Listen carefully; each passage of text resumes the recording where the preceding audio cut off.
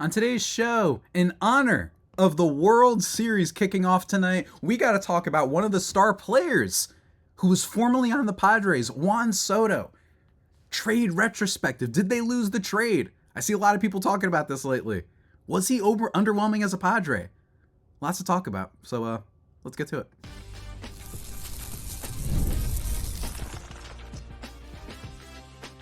You are Locked On Padres, your daily San Diego Padres podcast. Part of the Locked On Podcast Network, your team every day. Greetings, ladies and gentlemen, and welcome to another edition of the Locked On Padres podcast, which is part of the Locked On Podcast Network, your team every day for Friday.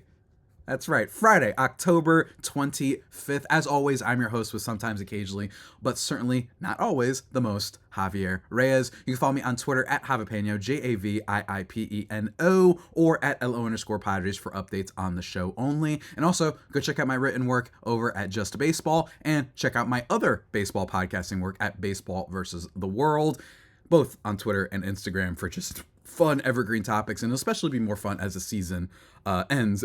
And then we get into the offseason. That'll be a lot of fun. So stay locked into that. Today's episode, guys, we're talking about Soto because it feels appropriate given the World Series kicking off today. And I think that we've seen... and I think that this has been a discourse actually mostly amongst Padres fans. I think mostly amongst Padres fans, a couple of national media places. If you turn on MLB Network, sometimes this will get brought up. And I'm recording this before Friday, so it's possible that you're going to see actually more of these kind of takes come around about how did the Padres lose the trade. And also from Padres circles, I've noticed a significant trend of people saying, why didn't he do this for us? I.e. the big game-winning home run he hit in Game 4. Was it Game 4? Game 5 against the Guardians over the weekend, right? That won them the series. It was amazing. It was crazy at bat, like 12 pitches. Absolutely nuts. It didn't even look like it was a home run at first. Part of that was because of the camera crew, like, very cinematically, like, pretending, and the broadcasters kind of led us astray, hoodwinked us a little bit. But, talking about all of that, and I think that, some of the walk-offs he's had with the Yankees, some of his performance in high leverage, the fact that, again, they're in the World Series, I think it's led a lot of people to be asking about the Padres a little bit and why they did this and why he is doing better with the Yankees and whatnot. And I think there's a lot of different angles to talk about this from, so we need to talk about it because that's what we do, guys. That's why you're tuning in. That's why you're listening or watching. Duh. Okay, and today's episode, guys, is brought to you by PrizePicks. Download the app today and use code LOCKEDONMLB to win $50 instantly when you play your first $5 lineup. PrizePicks, run your game, folks. Oh yeah. Let's first talk about and say, yes, it is sad, first and foremost, that Juan Soto gets traded to the Yankees and immediately they make the World Series, right? This has been a team that, and don't get me wrong, he's not the only reason, but they combined, the two of them, Soto and Judge. Their seasons this year, basically, if you go by WRC Plus, they basically combined for like about a 180. That duo of Soto and Judge has literally not been seen. Any duo. I'm talking Tatis Manny. I'm talking when Justin Morneau, the Eminem Bros. Remember that? Just for some OG folks from the Twins, Morneau and Joe Mauer. I'm talking Bonds and Kent, whoever it is, right? There has not been a duo as good as this in the same season, literally, since Lou Gehrig and Babe Ruth. That is how dominant those guys have been. So don't get me wrong, that is the biggest reason that the Yankees have been so good this year. But they also made some important trades, right? They did make a trade for Jazz Chisholm, who actually turned out to be really good for them, 132 WRC plus for them. You also have had some guys that came back for them, like Giancarlo Stanton. He literally is actually the one that won the ALCS MVP. So there's been a lot of other things there. Trent Grisham didn't do much for them, I will say, this year. I was worried preseason that Grisham was just going to randomly figure it out with the Yankees. Turns out the guy can't hit. I'm not trying to be mean, that's just true. But for the majority of the season, Austin Wells is a big breakthrough for them. For the most part, it is the Judge and Soto show. 218 WRC plus for Aaron Judge, which is absolutely stupid, and then a 180 WRC plus for Juan Soto, somehow making him the number 2 on a team with those numbers, and 8 wins above replacement mark, and 11.2 with Aaron Judge. Just absolutely cracked. But I will say that while it is sad to see him there, it's also just kind of wild to look at this guy's arc, right? And usually players of Soto's caliber, a guy who has always been, except for 2020 because it was a shortened season, a guy that at least gives you 3.7 wins above replacement. That's his worst mark, right? And for the most part, he's basically always been a 400 on base guy. He looks like Ted Williams. He's always got a high WRC plus, at least in the 140 range, which is insane. Just to give you guys an idea, the highest WRC plus for the Padres this year, I believe, was Jackson Merrill. Let me see real quick. Yes, it was Jackson Merrill who had a 130. Just to give you an idea, right? Like that's Soto's floor was 140, right? So all that combined, but Soto being available is kind of the wildest thing that's happened. And I don't think that it's because necessarily of something that I think sometimes Padres fans allude to a little bit, which is like, oh, he must have been a clubhouse thing or whatever, because how are you that young, that good, and being traded to 3 different teams in 3 years? Now, it'll be even crazier if he ends up signing with another team. Like if he signs for the Mets, the Phillies, whoever it is back with Padres. No, I'm kidding. But that would be nuts, right? If he goes to a 4th team in 4 years. I don't think it's going to happen personally. I think that the Yankees fans will kill Hal Steinbrenner, frankly, if they don't re-sign him. But it's just kind of crazy. And there's been a lot of different reasons for why that's happened. The Nationals gave him an offer that he thought was a little bit of a low ball. I don't think it was a crazy low ball, but they decided, we're going to give you this deal, and it's totally within Soto's prerogative for him to decline that. And I think it actually made sense for the Nationals to be like, hey, look, our team stinks. Like, our team is really, really bad. Strasburg and Patrick Corbin are like the 2 biggest albatrosses next to Hosmer, and potentially soon, Xander Bogaerts, who we talked about on Wednesday, by the way. Go check out my player review for him. And we'll be getting back to player reviews next week, by the way. And we'll hopefully do a better, more positive one. But back to the main point here, that the Nationals were like, we're really bad. So if we just have this one guy for 10 years, but we have no farm, we have no other good players, is that worth it? So what do? They trade him for the biggest prospect haul we've probably ever seen for a superstar, with CJ Abrams showing some potential, Mackenzie Gore turning, especially this year, into a good player, James Wood looking like a stud. So they got some really valuable pieces in return, on top of the fact that now they'll just have some more money to spend and hopefully contend sooner rather than later. Then the Padres happened, and the Padres, it worked, right? They were not in the World Series. They were on the doorstep of the World Series. They made it to the NLCS. They slayed the Dodgers, and Soto was not amazing for them in that first year. That much is true that the Padres fans bring up. With the Padres, he slashed 275. I'm sorry, what did he slash with the Padres, actually? I'm going to look this up really, really quickly on Baseball Reference. But with the Padres, that first year, like at the trade deadline, it's true, he wasn't that effective. It was a randomly weird down year for Soto that no one can really explain. Now, he was still good. He was still an above average, very good WRC plus guy. But with the Padres that first year, in 2022, he slashed 236 with a 388 on base and a 390 slugging. That's not bad. That's good for a 778 OPS. That's just really low, especially the slugging part. So it's true that he was a little bit underwhelming when he first got there, but then as things went on, he was a little bit better. And then the Padres trade him because they are still a team that, while they are big spenders these days, they are a team that has a new ownership, and it's great. And they are such a great example by which many, many MLB teams should be abiding by. Instead of being looked at as, wow, how can they afford it? It should be, how can you not afford it, Chicago? You know what I mean? Stuff like that. And they trade him because they're like, all right, look, our budget is actually really over the top right now, and we need to reset the luxury tax, and we just can't hang on to him for this year. And they get a really good package. They get Dylan Cease, ostensibly, because they got the prospect that I'm blanking on right now, who they ended up flipping to the White Sox for Dylan Cease. And they also got Michael King, and then they got Kyle Higashioka, who was their starting catcher, and then they got at least some depth pieces who helped them just get through the season, and Randy Vasquez and Johnny Brito, right? Like, it was a good trade for them. So it's pretty unprecedented, this situation that we find ourselves in. But the question is, was it a bad trade for the Padres? And I think, more interestingly, was he underwhelming for the Padres? Because that has been a thing that I have seen a lot of lately. Let me tell you, we're going to break all of that down, guys, in just 1 second. But first, I got to talk to you all about the homies over at Hims.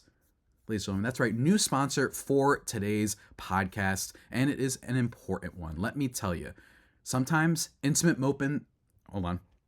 excuse me, gotta speak properly. Sometimes intimate moments happen spontaneously, and we always want to be ready so we can perform in the bedroom. Hims provides access to treatments that can help you stay hard and last longer, giving you that boost of confidence so you can be ready whenever the mood strikes. You can get a personalized ED treatment as well with Hims. It is changing men's healthcare by providing you with access to affordable sexual health treatments from the comfort of your couch, access to a range of doctor-trusted ED treatments like chewable hard mints and Viagra and Cialis and their genetics for up to 95% cheaper. That's big time. The process is also 100% online, so there's no need for all those uncomfortable, doctor's visits in between and whatnot. Just answer a series of questions on their site, and a medical provider will determine the right treatment option. If prescribed, your medication ships directly to you in discreet packaging for free. No insurance is needed, and one low price covers everything from treatments to ongoing hair. With hundreds of thousands of subscribers, trusted subscribers, Hims can help you find the ED option that works for you. Start your free trial online today by visiting hims.com/lockedon. That's HIMS.com/lockedon for your personalized ED treatment options. Go check it out, guys. hims.com/lockedon. Restrictions do apply. See website for details and important safety information. Subscription required. Prices vary based on product and subscription plan as well. But again, go check it out with Hims.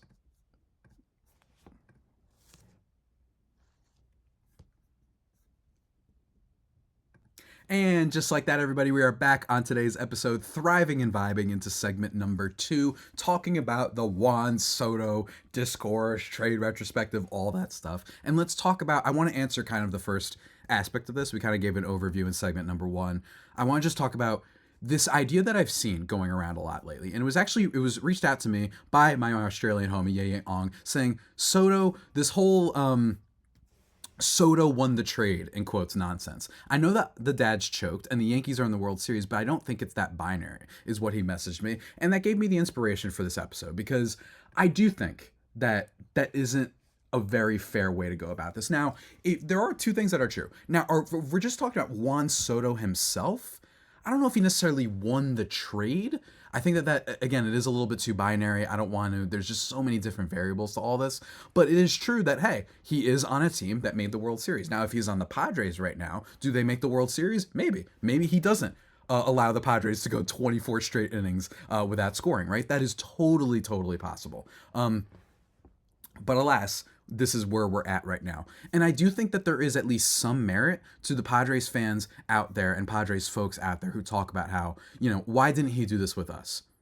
But I will say that only really extends to one area, and that's in high leverage situations. This is something that we talked about on Wednesday, especially with Xander Bogaerts. And I think that it is something, as I've talked about many times, that tends to vacillate a little bit year to year, especially if you're dreadfully bad one year. But Soto with the Yankees versus with the Padres, it's not like Juan Soto was egregious in high leverage situations last year. According to Fangraphs, based on their high leverage rankings, he had a 124 WRC+, but that was down compared to low leverage and medium leverage, which he had a 157 and 155 respectively. So he was a little bit worse in high leverage situations, but 124 is nothing to sneeze at.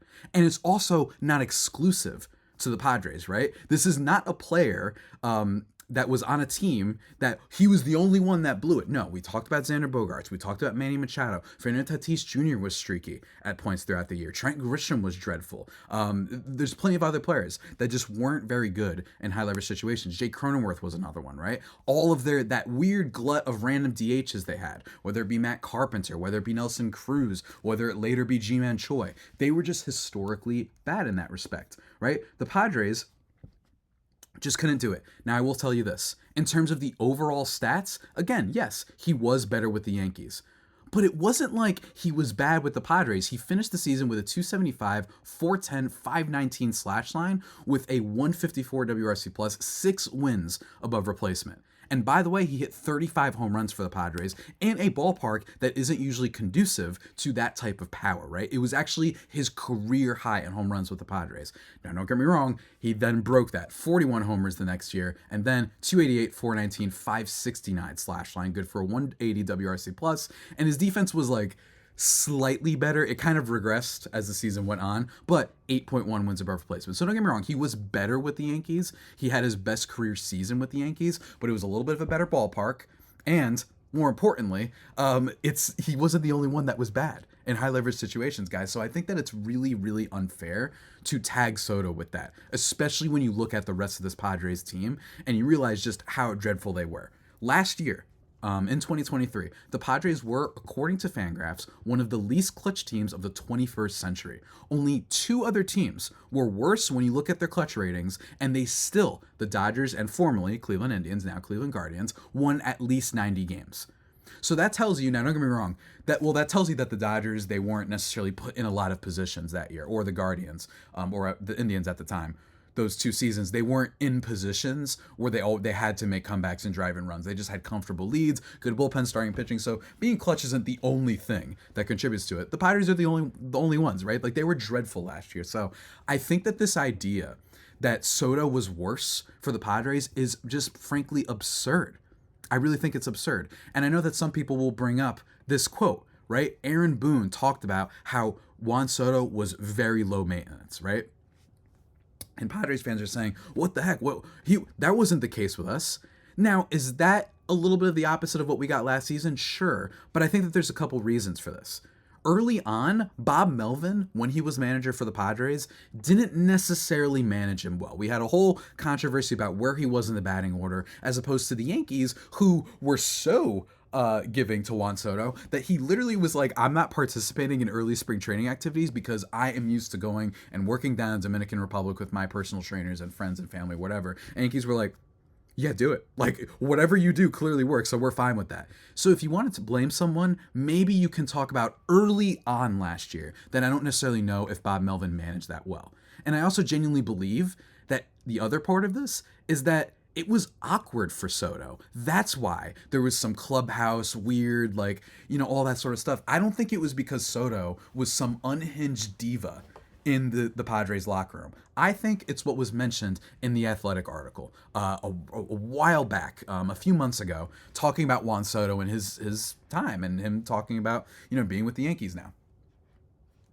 They, how do I put this?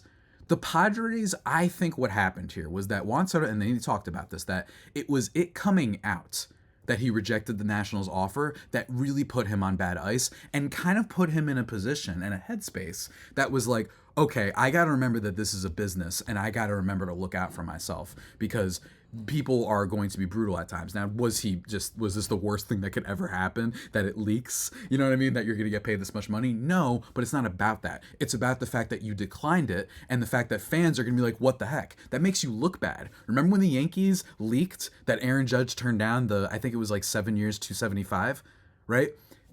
They did that because they wanted him to look bad, because owners are cheap and you have to always remember that, especially in baseball. But with Juan Soto, I think that just put him on edge. And that's not what happened with the Padres. I think what happened with the Padres was Soto was looking around, and this is a quote from The Athletic saying, there's no money for me here. And I don't think that that's him being a bad teammate. I think it puts you in a weird position where you're Soto just coming out of that experience with Washington. And now you're with the Padres, and they went and they were like, cool, off season's here. We just made it to the NLCS. We were close. Unfortunately, the Phillies got us, and Melvin mismanaged the bullpen and blah, blah, blah. And then you see Manny Machado extension. Xander Bogaerts signed. Yu Darvish extension. Robert Suarez extension. Jake Cronenworth extension. Okay, I mean, I know the Padres can spend, but is there anything left for me? So am I just going to be gone after this year? I think that creates a little bit of a weird locker room element, even if it's not blatantly bad and it's not in your face and they're not fighting the way that Barry Bonds and Jeff Kent or what was that guy's name? I forgot his name on the Giants who was a jerk that Bonds played with. Not that Bonds was any better, but you get my point. And they hated each other and they hit each other in the locker room and all that stuff. Or let's say Evan Longoria and BJ Upton back in the day when they got into a spat in the locker room. I don't think that's what happened. I think Soto was like, this is just weird and I'm going to still go out there and try hard. But it's a little bit weird, and then you combine that with Melvin's maybe early management of him. I think that's what created the situation. And again, was he worse with the Padres? Sure. But saying worse with him, that's like saying that Tom Brady, like one of his Patriots years, was worse than the others. Oh, why wasn't he good with this player?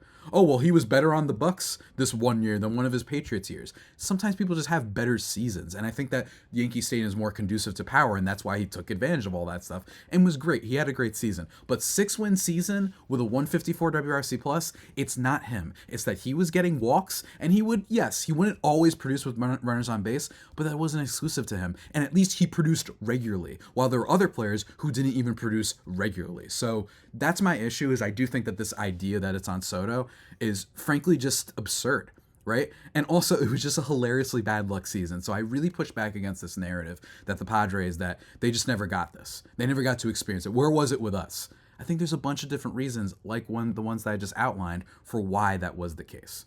All right? But that's just me. Whatever, I could be wrong. And I will say that edit going around, I think I said this the other day, but that edit that's going around of the Juan Soto home run against the Guardians from over the weekend with the Moneyball music playing, enough, stop. I am so sick of everybody overusing the same references and whatnot over and over, as if you guys have never watched more than 1 or 2 movies and TV shows in your lives. Sorry. I'm just sick of it. You don't have to only use Moneyball as a reference. And this also extends, by the way, to the Dodgers website that posted the Sandlot scene when the preppy kids faced the Sandlot crew. I was like, you think that the Dodgers are the Sandlot crew? The $1 billion spent in the offseason? I'm not saying the Padres are poor either, don't get me wrong. Both teams, frankly, wouldn't represent that nearly as much. The Padres definitely represent the Sandlot crew more because they're very more counterculture, while the Dodgers are a little bit more streamlined, a little bit boring, and they have the bigger budget, don't get me wrong, while the Padres are the underdogs and whatnot. But like Detroit Tigers versus Yankees is something that makes more sense, you know what I mean? So that was absurd. But anyway, that's too much of a tangent. We're gonna conclude this show now talking about the trade in retrospective and seeing, did they make the right decision, did they not, and just talking about that in general. And I have a lot of thoughts on that. So without further ado, let's take a quick break. First, to talk about one of our long-term sponsors, and that is our friends over at PrizePicks. You heard them at the top of the podcast, and that is because they are a top-tier app with over 10 million members and billions of dollars in awarded winnings. PrizePicks has made daily fantasy sports accessible to all. You just pick more or less on at least 2 players for a shot to win up to 100 times your cash. So it'll say like over under Jalen Brunson points. It'll give you a point total 22.5, and then you do that. And if that hits, then that's a win. You just get it win one more way. You can combine a bunch of different sports. It's really, really a lot of fun, and I recommend it very, very much. And you can get in on the action in over 30 states, including California, Florida, Georgia, and Texas. It's great. You can play against some other community people as well. Drewski, Joe Budden, MMA champ Sugar Sean O'Malley, among many others. And they've got all these promos coming in at all times. So for example, if you sign up today, and you can get $50 instantly when you play $5, and you don't even need to win to receive the bonus. And next Tuesday, look forward to their Taco Tuesday thing. PrizePicks discounts select player projections up to 25% to provide even more value for your lineups. And maybe you want to bet Justin Jefferson, for all my football friends out there, over 83.5 yards, you can check that out too. So go check out the app, guys. Download it and use code LOCKEDONMLB to get $50 instantly after you play your first $5 lineup. Remember, that is LOCKEDONMLB after you download PrizePicks to get $50 instantly after you play your first $5 lineup. PrizePicks, run your game.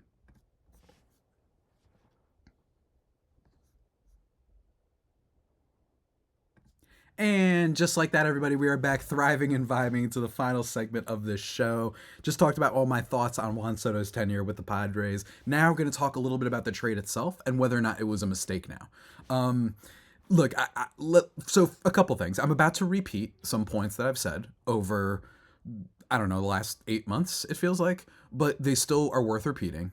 And I think that just because the Yankees are in the World Series, that does not mean that the Padres made the wrong decision. This isn't like the other sports where, like, let's say, when teams, I just feel like there's a little bit more, baseball is less conducive to a star 100% being the only reason you go far, as opposed to other sports, right? So like if in football, when the Rams, for all my football fans out there, they make the trade for Matthew Stafford. Yes, that trade is literally why they won the Super Bowl. Absolutely, totally for that. There's a bunch of different reasons. Was it necessarily a bad trade for the Lions? Not necessarily, because again, it depends on what position both sides of the trade are in.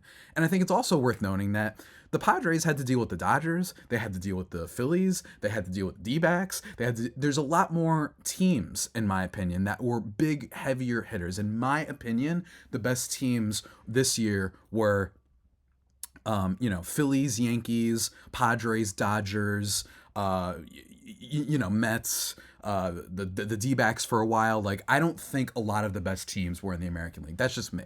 That doesn't mean that the Yankees had an easy path necessarily, but I just think it's different. So I think that that's worth pointing out, that this isn't like a 1-for-1 the way that it is in other sports, like say, Kawhi Leonard, when he gets traded to the Raptors, that ends up winning them a championship, right? So it's not that simple.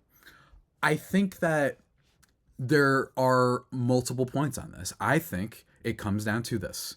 Was it bad that the Padres traded Juan Soto?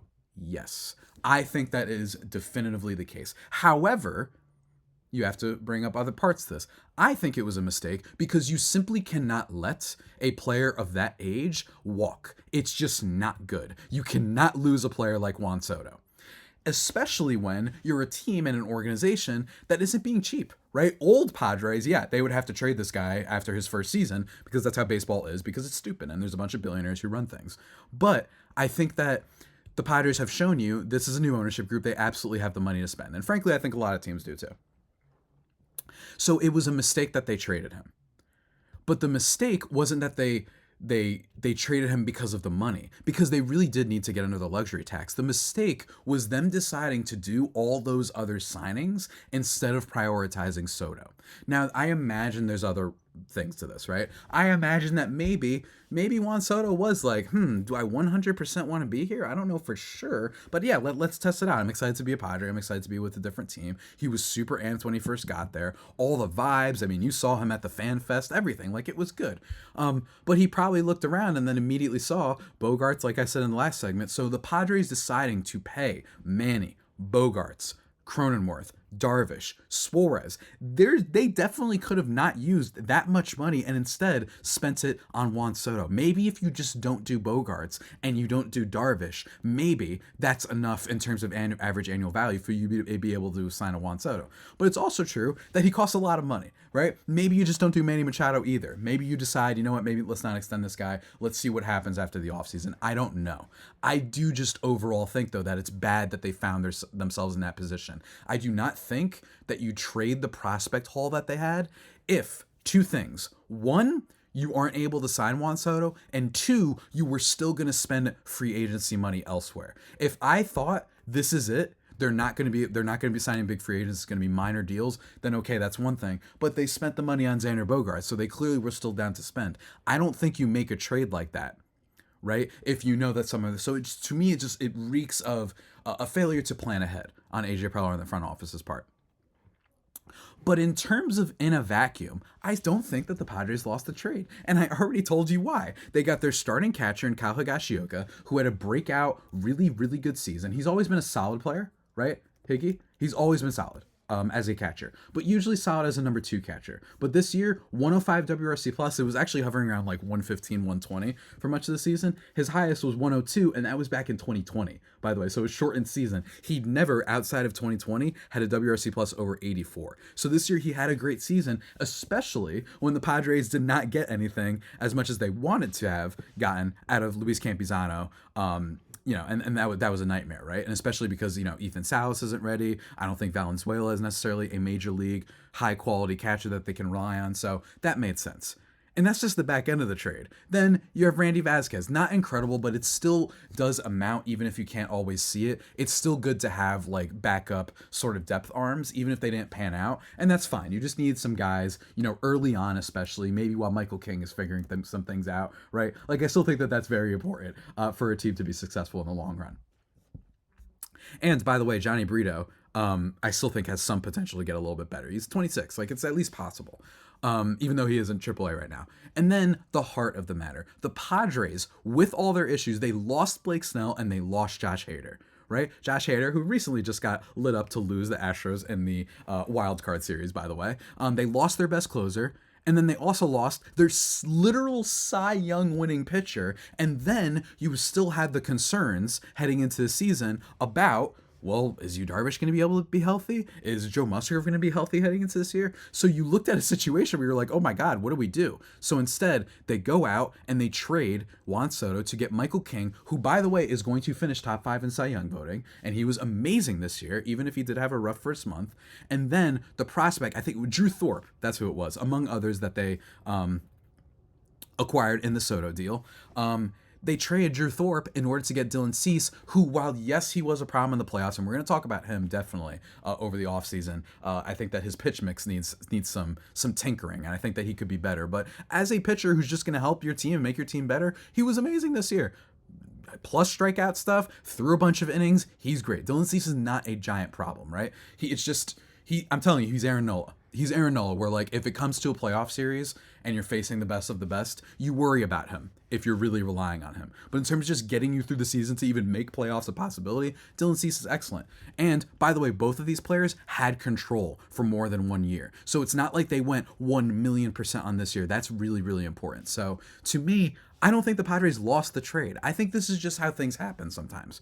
Right? The Yankees played well. There's definitely a world in which the Orioles or any other damn team in the American League East or the American League in general plays better and spends some more money. That way they could have competed with the Yankees instead of just letting the same 6 teams get all the big free agents every year. So it's not a guarantee that this happens, right? It's not a guarantee that they get the best duo of any team that they've ever had since Lou Gehrig and Babe Ruth. That's what it took for them to be good this season. And that's not necessarily something that you can count on being good consistently or something that you can even just count on happening at all, right? So to me, I absolutely don't think that the Padres lost this trade. And I think that all that stuff about Soto, all these sort of things, I just think that it's unfair. I really, really do. He was not the problem with the Padres last year. And yes, he was disappointing. It is true that, like, if you're a fan watching, yeah, it wasn't as fun to watch Soto last year. He was a little bit less good in high leverage situations, but he was still good. 126 WRC plus isn't bad if you didn't have all these people like Grisham, like Cronenworth, like Bogarts, like Tatis to an extent, like Hassan Kim to an extent. I don't know if I mentioned Trent Grisham and Jay Cronenworth already. All those guys, the DH glut. If you all weren't so miserable, maybe when he would have those games where he'd have 2 groundouts but 2 walks, maybe he scores. You know what I mean? And maybe we're not saying, wow, it has to be him every single time, on top of all the things I talked about in segment 2. So that's my take on the matter. I'm really excited for the World Series. I'm personally rooting for the Yankees. I don't think it's even close. As you know, as some of you know, I grew up a Yankees fan. I've got a Yankees fan family, and I'm rooting for Soto. I really am. I think it would be great if he won. And I don't think that that is an indictment on the Padres because remember, they were very good this year. And as I talked about in the first game after the playoff loss, I think they choked because look at what happened with the Mets. The Mets got destroyed. The Dodgers set a record for most runs scored in an NLCS. Right? They set a record. The Padres pitching had them, man. Except for the one game with Cease, I understand that. But they had them. They were pitching them well. The bullpen had them. Tanner Scott did exactly what they brought him in for. Padres offense just choked. They didn't show up. 24 scoreless innings is absurd for a lineup as deep as this one. And in my opinion, the deepest in all of baseball this year. And I don't even think that that's close. Right? From 1 through 9, most of those batters were pretty dang good. Even Hickey, who, by the way, had a really good postseason. So that's just my opinion on the matter, guys. And let me tell you, we're going to be having opinions throughout the rest of the off-season. Abso-freaking-tootly-wootly, guys. And you gotta have to keep it locked here on Locked On Padres. Follow me on Twitter at Javipeno, JAVIIPENO, and at @L_Padres. I'm going to respond to some of the YouTube comments or whatever that you guys send me. Feel free to send me more comments and questions. I'll send out another mailbag thing for Sunday, and we'll talk about that on Monday. And then next week, going to be doing some more player reviews. Going to talk about the best moments of the Padres season to stay positive. I think that'll be a lot of fun. Do some free agent profiles as well. And yeah, keep it locked in, guys. We ain't going nowhere here on Locked On Padres, guys. And with that all being said, that about does it for today's episode. Stay safe. And of course, stay faithful, my 5 faithful homies. Until next time, take care.